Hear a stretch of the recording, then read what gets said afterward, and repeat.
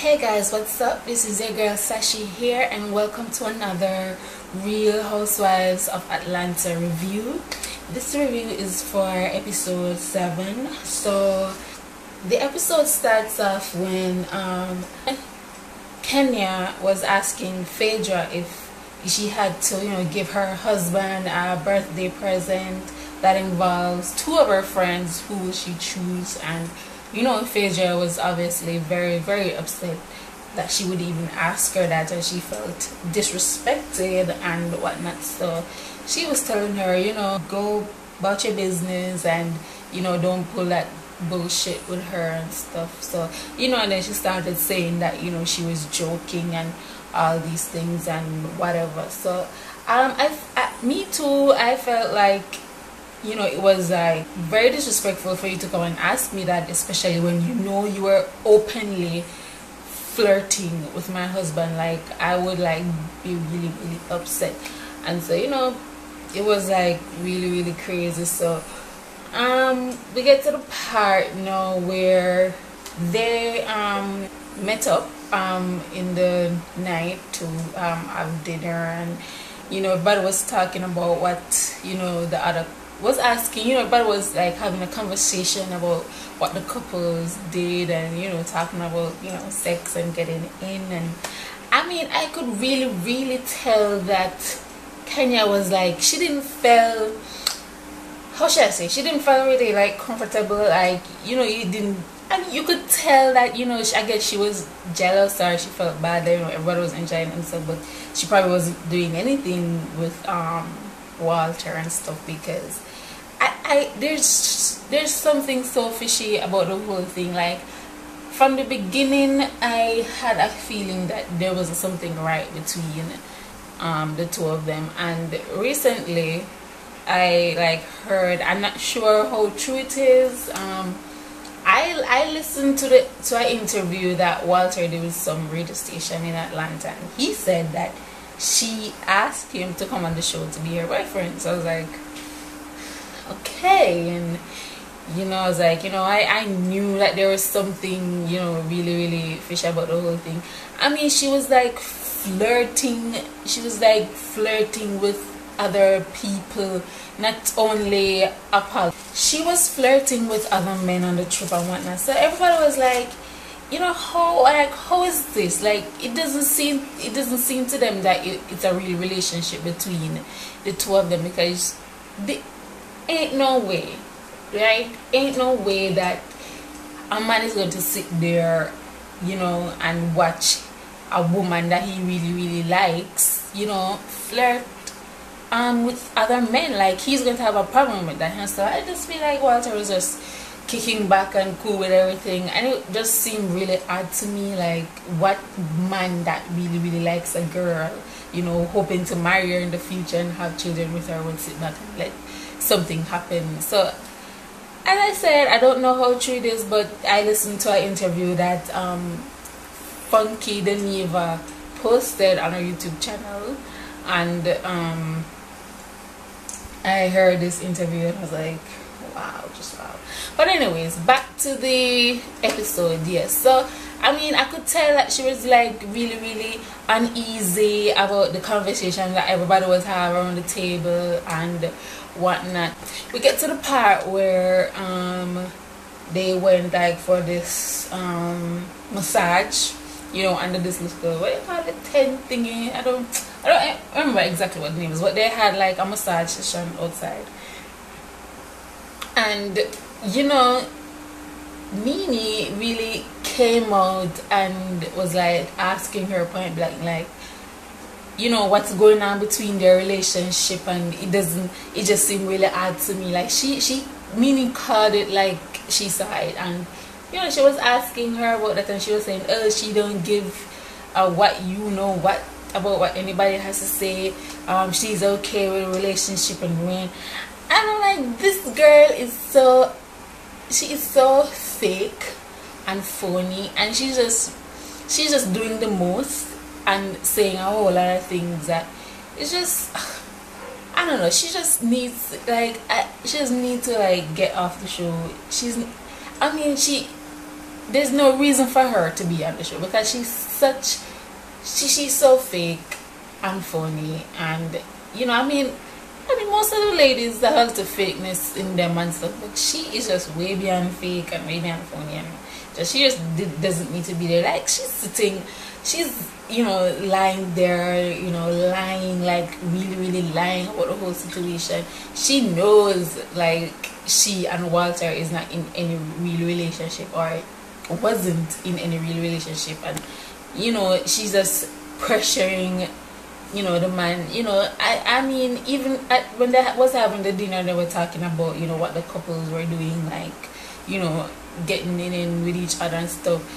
Walter put her to the side, and I'm thinking, I didn't even think for 1 minute that he was going to propose to her or whatever. I never thought that, but I was saying to myself, like, why is he pulling her aside? And he pulled her aside, and she was like, oh my god, is this the proposal? Like, I was like, Jesus, the guy is not gonna propose to you, like, get over it. And he pulled her to the side and told her about the plans that Peter had for Cynthia. Peter wanted to renew their vows because he felt like the wedding didn't go according to how he wanted it to go, because her family, her sister and her mother, like, sabotage or tried to sabotage her wedding. So he wanted to like renew the vows, and because I guess initially they wanted to get married in Anguilla, but it didn't work out that way, so he just like planned this whole surprise for her and stuff. So Walter pulled Kenya aside and told her the whole situation, like they were planning, and she's there thinking that she was going to get proposed to, and she was like, oh, Walter, like, when it's gonna be my time? Like, it should be about me, it should be my proposal. I'm like, this bitch.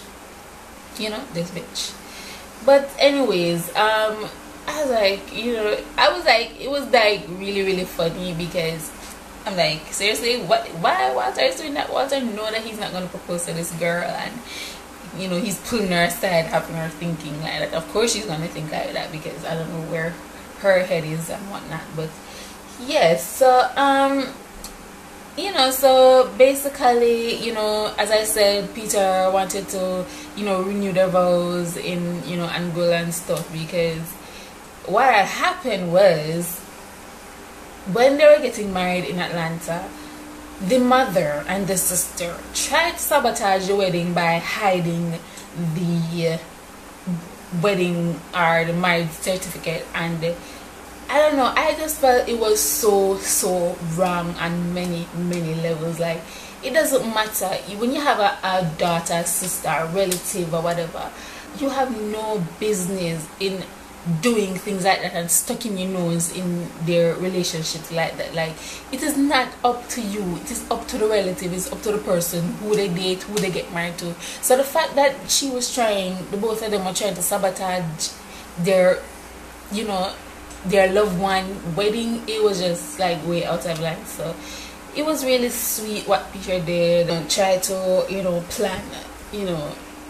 plan this little surprise for her. And it was really really, I mean, I don't remember getting so like really emotional about like a scene in this show. I mean, it was very very sweet when she came up, because they told her it was going to be like a white party, and the prime minister was going to be there and stuff. So they got her thinking that they went on a boat to another island, and when she saw the whole setup and whatnot, she was wondering what is going on. And it was really really sweet of Peter to do that. It was very very so.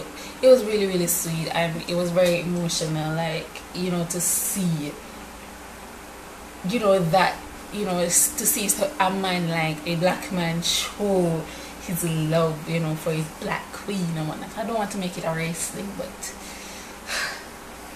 trying to not make it a race thing, but it was really really special. And it just proves that black love do exist, because I mean, we have a problem in today's society with black men, I guess, not wanting to date black women or not wanting to marry black women, because they believe that black women have some kind of problem and whatnot. So to see this, it got me really, really, really emotional, and it was really, really sweet. Like, you know, I had tears, you know, coming to my eyes. It was very, really sweet what he did and stuff. So I mean, that was great. That was like, I guess, the best scene, you know, in the season so far, you know, to see that. And you know, Cynthia is really, really lucky to find a man like him.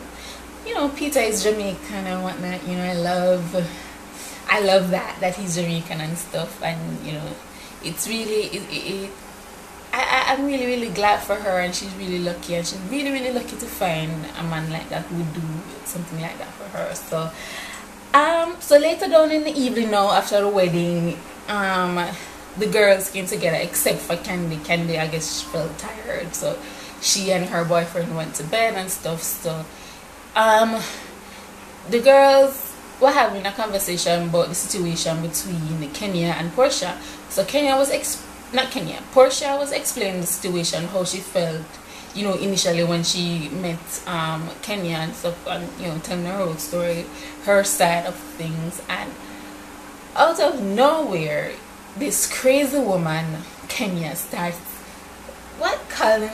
calling the girl a bitch and whatnot, and you know, this whole argument started. I mean, it was like so crazy. I mean, this woman, she gets worse and worse and worse in every episode. Like, you know, she came out of nowhere because I guess Portia said, you know, she's a non-factor to her, and she was like, oh, you're the non-mother-factor bitch and and whatnot. And you know, Portia called her a tramp, and I mean, it went like downhill from there because she felt so disrespected that Portia called her a tramp, you know, after she called Portia a bitch. So I mean, it was just, she was going on and all up in the girl's face, acting real ghetto. You know, the beauty queen, the Miss Classy, was real ghetto. I mean, I don't have a problem with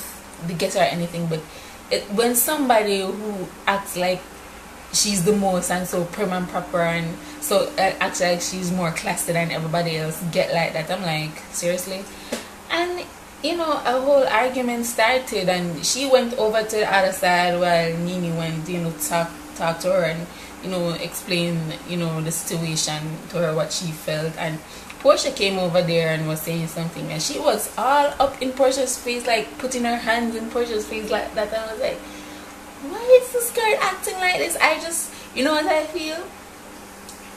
I feel that she's upset, she's mad because, and taking it out on Portia because she probably came there thinking that she was going to get married or she was going to get proposed to. I guess nothing is going her way, so she decides to just take it out, you know, on the first person that, you know, she had a argument with and stuff. So I just felt it's that, you know, and she started going up in Portia's face, wanted to fight and stuff. And then she was like, I guess Portia said, you know, she was old and stuff, and she was like, oh, I'm old and fabulous, and she started twirling and I'm like, seriously, this girl probably really needs some medication and stuff, because she is so goddamn crazy and, you know, doing the most. And she was twirling and acting and carrying on, and I was like, seriously? I mean, it was like really crazy. But apart from that, the episode was good. As I said, you know, the fact that Peter planned this vow renewal for his wife, it was really touching, and you know, it's great to see that. Like, yeah. And Nini, I know I've said, you know, stuff about Nini and whatnot, you know, but to me, I just feel like in the first season, you know, it's really nice, and then, you know, season 2, 3, 4 going down, it just got real. She just really changed and got real ugly. But in this season, trust me, she is, I fall in love with her all over again. She is very funny, and you know, she's keeping things alive, and you know, she's really, really nice. I'm really, really getting to like her again now, and you know, I'm really enjoying the show with her. I mean, if she stays like this, like, I will enjoy the show more, because trust me, she's funny as hell when she, you know, does her thing and you know, talks, you know, a certain way and stuff. It's just really, really funny, and I really enjoy watching her on the show. And Cynthia, you know, Cynthia, I mean, in the last season, Cynthia was very laid back and I guess boring and stuff, but she's really stepping up her game, and you know, she's making herself more relevant, you know, showing us that hey, she deserves to be on the show. She's not just this quiet boring person, but this is the next side of her, or the real side of her and stuff. So yeah, episode 7 was really, really good, and I enjoyed it. Can't wait to see next week what happens, you know, and stuff. As always, remember, if you have any suggestions, you know, comments, anything, leave them down in the comment section, and I leave all the links to my Twitter, Facebook, Tumblr, Instagram and stuff. And yeah, thanks for watching, and don't forget to subscribe to my channel, and yeah, look up for more videos about other things, you know, because I have something I really want to talk to you guys about. I'm supposed to upload another video about, you know, some situation that is going on, but yeah, look out for other videos. Subscribe so that when, you know, I upload the videos, you can, you know, get your notification and stuff, you know, that I upload the new video and stuff. So yes, thank you guys for watching, and I'll see you in my next video. Bye.